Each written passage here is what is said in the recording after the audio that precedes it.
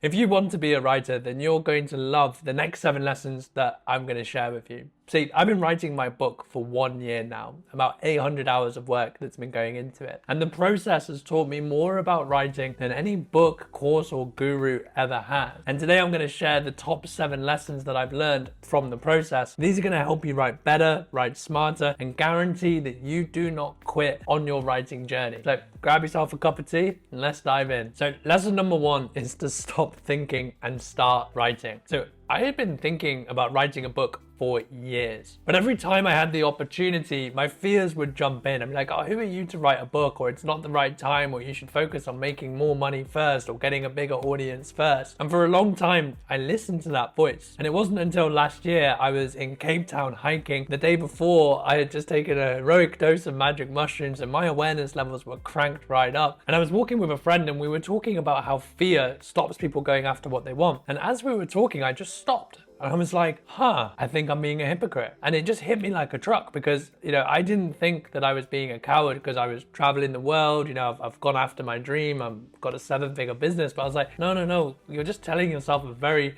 persuasive lie. You want to write books and you're not writing a book. And so guess what I started doing the next day? Let's just start writing. And it is the exact same lesson that I wish I heard as a dentist, was just get bloody going. Because I waited years to start writing then too. Always in my head, mañana, okay? But actually, all of your fears around writing are solved by writing. Not by thinking about writing, not by planning writing, not by setting aside time to write, but actually doing the writing. And so if you're not, start writing every day. Because the path reveals itself the more you walk. The next tip is something that if you want to write consistently, it is going to help you out so much. And that is to start the day building your dream, not your boss's. Now, ironically, in this situation, I was my own boss. But the problem with what was happening was that I was saying, I want to write books, and yet there was no time to write a book. And your calendar does not lie. You can talk about having a dream, but it's obviously not a priority if you haven't set aside time for it. Now, I learned this first as a dentist because I was like, I really want to be a writer, but I wasn't finding the time to do it. I would write in the evenings or the weekends, but as soon as I had a bad patient or if I was tired, which was pretty much all the time, I was like, I can't do it today. And so I made a decision to start waking up early. It wasn't much, maybe like 45 minutes. I was like, I'm just going to start the day building my dream and not my boss's. And what happened was I realized that energy you get from going after the thing you want the moment you wake up is so goddamn good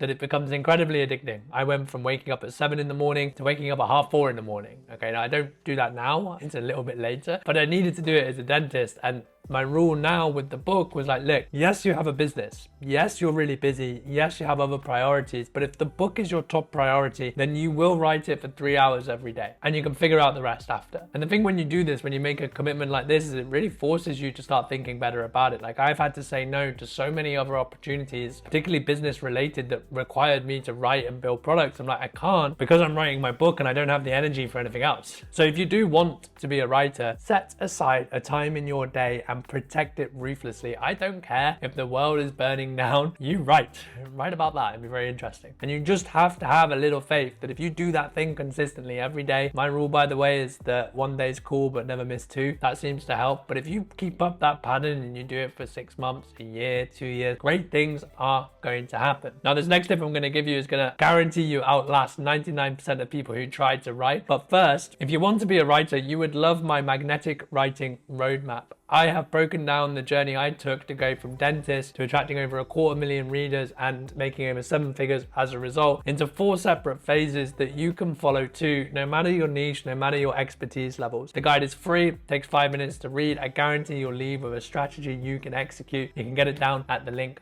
below. Otherwise, let's have a look at lesson number 3. And that is the start is supposed to suck. Now, this is a universal writing lesson, but if I'm honest with you, it is perfect for business and life too. Ernest Hemingway once said the first draft of anything is shit. And one of the main problems I have found with my writing and also the people that I coach with writing and people that go after building their own business is that we expect otherwise. Okay? We are surprised by how hard the start is, but it's one of the only things that is true when you are doing something worthwhile, the start sucks. And the thing is, it's actually meant to be like that, because the start separates people that are just dreaming about a thing, people that are actually going to do the thing. So I'll give you an example with the book. I normally am a massive perfectionist. Even when I'm doing YouTube right now, for example, every time I stumble over a phrase, like my skin crawls inside. With the book, the problem with a book is that you are going to write an incredible amount of words. So my first draft was 150,000 words, and almost all of it is going to suck, because that's the thing about writing. The first draft always sucks, but normally, you know, you're writing 300 words, you're doing this to a ridiculous scale. I really had to accept the fact that what you do at the start is bad, but you have to have faith that it's going to get good with time. You need to kind of get out of your own way and let it happen. And so, for example, if I didn't do that, if I was stressed over how bad my book was, and I would never have got to the second draft. And the second draft is where by the end of that I was like, oh, this isn't actually too bad. And now I've done 5 drafts. I'm like, oh, actually, I mean, I'm sending it to clients. I'm sending it to some friends that want to start writing. So it's presentable now. Never would have happened if I didn't get out of my way at the start. 2 ways you apply this as a writer. Number 1, when you're actually writing, accept that your first draft is shit and get it out as fast as you can. I do my first drafts on a Monday, and I just know these days, I'm like, oh my God, this is gonna suck, but the purpose is not to have something good. The purpose is just to have it on the page so that the next day I can edit it. But on a grander scheme, the start of your journey is going to suck.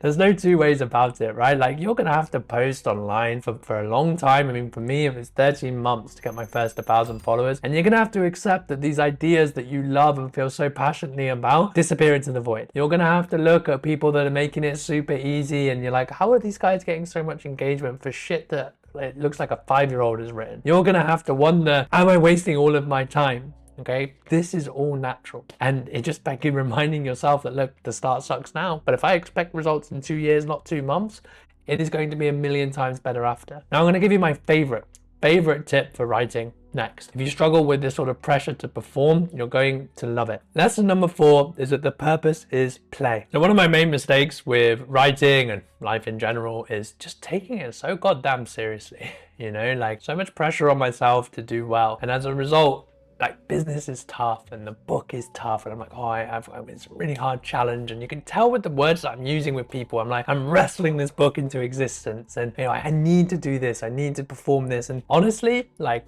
I just remind myself these days just to chill the fuck out a little bit. Because the problem with taking life and business and writing so seriously is that you're coming in stressed, you're coming in rigid. And the thing with rigidity is that you snap when there's so much pressure. And if you just have this light, playful energy to things, you sway with the problems, you know? Like, you can have a terrible day of writing and be like, phew, that sucked, I'll see you tomorrow. As opposed to being like, oh my God, you're such a loser, how can you not write? What is wrong with you? All of this stuff. And so the purpose is play. It's actually one of my principles in general. It's just that if I find myself in perfectionism mode, if I find myself pressure to perform, take a breath and I'm like, the purpose is play. And you might sit there and go, oh, that sounds so childish, Kieran. I don't want to be childish. And yes, play is childish, but you actually know what play is. It is doing a thing without worrying about the result. Okay, it's not just being silly, but it's just doing the thing without worrying about the result. How much better do you perform when you're not shitting yourself about how it's going? It's incredible. And the thing is, joy is such an underrated tool for success, because actually now what's happened for me, like I said, I've been writing for 800 hours. Not, well, anymore, I was say not once, but initially it's quite stressful, but now I can't wait to write my book in the morning. In fact, I can't not write my book in the morning. I'm not worried at all about how it's going to perform. I'm sure that will change as it gets closer. It's a genuine joy to do, which means that I am performing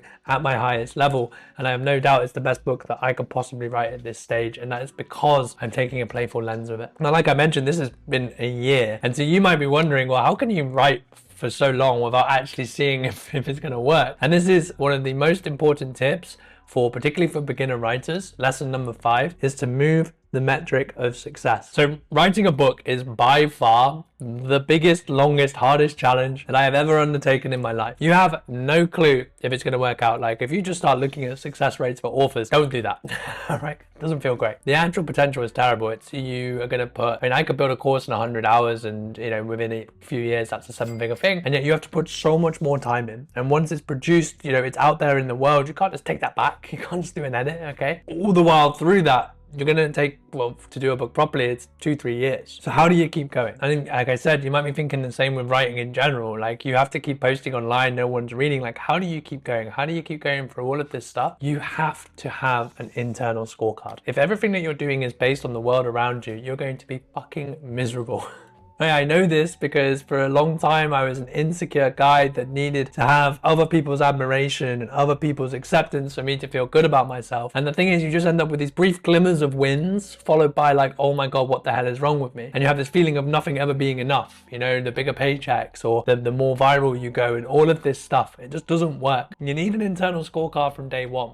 And what an internal scorecard is something that you can control, something that you can celebrate regardless of how people perceive you, because the only thing that matters is how you perceive yourself. And so I'm going to give you two scorecards. The scorecard that I use, that I first built when I was writing online and that I follow now, just three things. Did I learn something new today? Did I improve at my craft today? And did I share a useful idea today? Those three things. And I just have faith that, you know, if I'm still reading, if I'm just learning stuff, if I'm actually putting in time to the writing, that things are going to work out.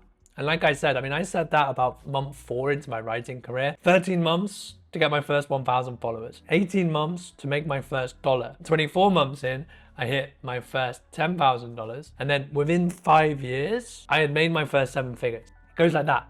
Okay, and the whole point is that you have to survive the start, and so that's the point in an internal scorecard. Now, I mentioned a second scorecard. So this is what I've been doing for the book, and basically what I've been doing for my life now, is just courage. If I am doing the courageous thing, it does not matter about the result. And I'm saying that like right now I'm in Buenos Aires. I moved here, I couldn't speak Spanish. So I've just been, I don't talk to English people. I've only been hanging out with Spanish people. I'm writing a book, you know, I'm making a whole load less money to do this thing. And I'm like, dude, that is so fucking good because you are going after it and you're being courageous. And so that's my internal scorecard. You have to do a bit of thinking about what's important to you. I always think like, I want to tell my grandkids one day that like, I went for that. I went and done this thing in life that I thought was quite cool. Do you have an internal scorecard for your writing?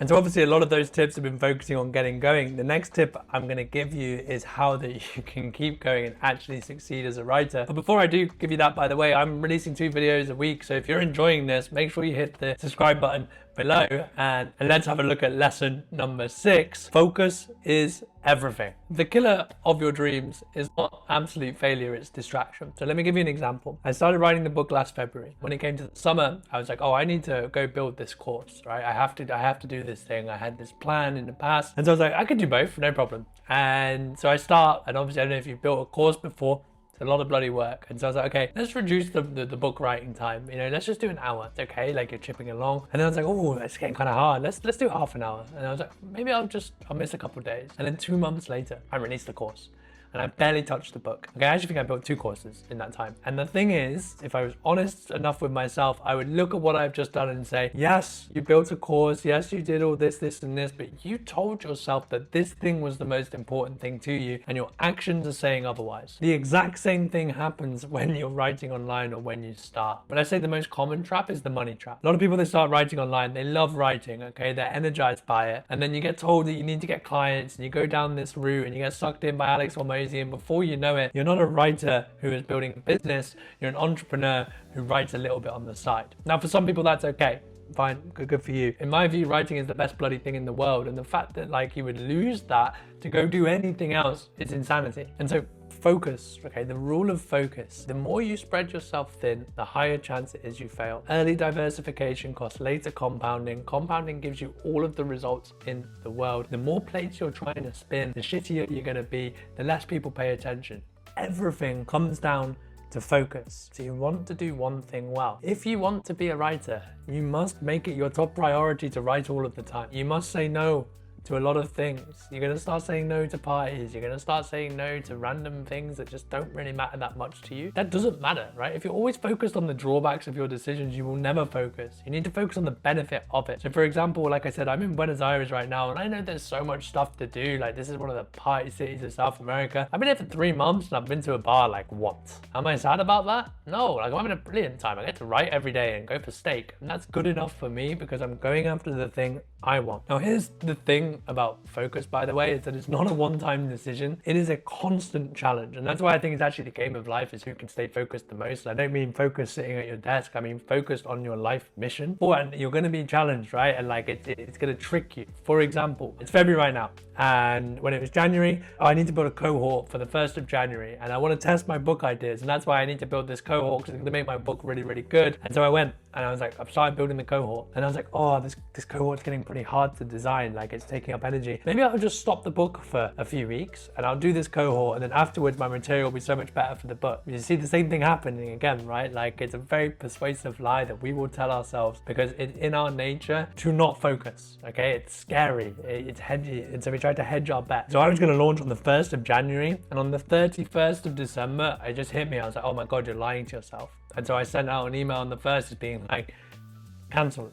I need to write this book. And so now what I'm doing, I was like, oh, I want to write this book. That's the thing. I didn't even want to build the cohort. My body was like, ugh, I don't want to do this. I want to do the book. And so that's where I'm at now. I'm just writing the book. I'm accepting that there's going to be less money in the business. I'm accepting that I'm missing out on opportunities that I could be doing. But the long-term view is that I want to have a great book for my audience. Oh, by the way, if you like writing, the book is on writing. So there is a link below to hop on the waitlist. I think there's over 1,000 people already. It is going to be bloody good. As you can tell, I'm putting a lot of time into it. But let's have a look at the final lesson now. And that is, you don't write because you're an expert, you write to become one. So one of the reasons that I was avoiding writing this book for so long was because it's like, who am I to write a book on writing? I've only been writing for 5 years. But actually what that is imposter syndrome, rearing its ugly head. And the thing is, when I started writing this book, I was so much less confident in my ability as a writer. But because I'm writing it, I have spent so much time with just a few core ideas of writing. I've read every single writing book I can get my hand on. Every day that I am writing, I'm thinking about the book. Like, I'm applying the frameworks, I'm testing it. Then I went and found 8 clients I'm working one-on-one with to teach it. And I've been delivering it live in various training formats. And actually, the process of spending 800 hours on a book makes you a master of that topic. I mean, or maybe not a master, makes me feel a bit sick to let that word come off my tongue, but fuck, I'm a whole load better now and I've still probably got halfway through to go. The same is true for whatever you want to write about. There are so many people that just don't get started because they're like, who am I to write about this thing? Okay, but it's not about who you are to write about the thing, it's the person you become as you go through it. So if you are sitting here and you're like, I would quite like to write a book, or I would quite like to write in general, and I have these topics that I'm interested about, get out of your own way and just get going.